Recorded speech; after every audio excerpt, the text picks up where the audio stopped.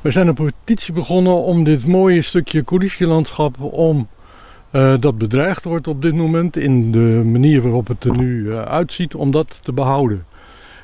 De eigenaar van het terrein, de boer die aan de overkant woont, wil heel graag het grasland zoals het er nu bij zit eraf hebben, omdat het voor hem te weinig oplevert. En eveneens de Elzenwallen waar jullie op uitkijken nu, die eraf en dat helemaal kaal maken met de grote bomen die hier omheen staan. En de sloot waar we naast staan dempen, zodat het een heel vlak weiland wordt waar die efficiënt kan maaien en met ander soort gras een hogere opbrengst heeft voor zijn koeien. Dat is zijn belang. Ons belang als bewoners van Veenwouden is dat dit een stukje prachtig coulisselandschap is. Een van de laatste stukjes die we hier nog hebben in Veenwouden. Dat we daar eigenlijk ook met elkaar heel vaak omheen lopen. Want er zit een wandelpad omheen aan 4 kanten. Dus er zijn heel veel mensen die hiervan genieten. Dit grasland, dat noem je een kruidenrijk grasland. Als je hier ziet hoeveel bloemen er nog groeien.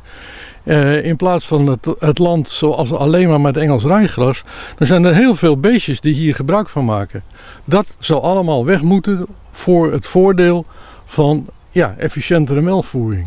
Dat is toch een afweging van belangen in deze tijd, waarvan we vinden, gemeente, laat dit andere belang, niet alleen de efficiëntie van de boeren, maar ook het burgerbelang en de natuurwaarde, weegt dat nou goed tegen elkaar af.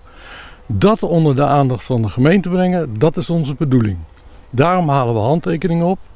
We hebben ondertussen zo'n 100 handtekeningen en die gaan we vrijdag in een gesprek overhandigen.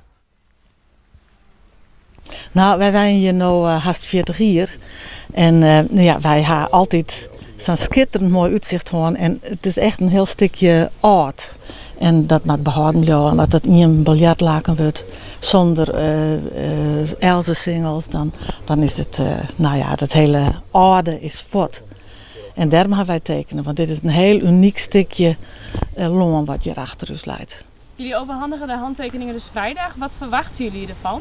Van hoe het verder komt? Nou, dat de wethouder uiteindelijk in zijn oordeelsvorming, de BNB in hun oordeelsvorming, toch de verschillende belangen goed tegen elkaar afweegt. En we zijn daar hoopvol op. Dus wij hopen dat de wethouder op zich meer in zijn beleid gaat betrekken die andere waarden, zoals ik ze net noem, de natuurwaarden en ook zoals de bewoners graag willen genieten van het landschap waar ze wonen. Dat dat meer in het beleid gaat horen van de gemeente. Tot nu toe steunt de BNB in ons idee vaker de boeren dan de bevolking.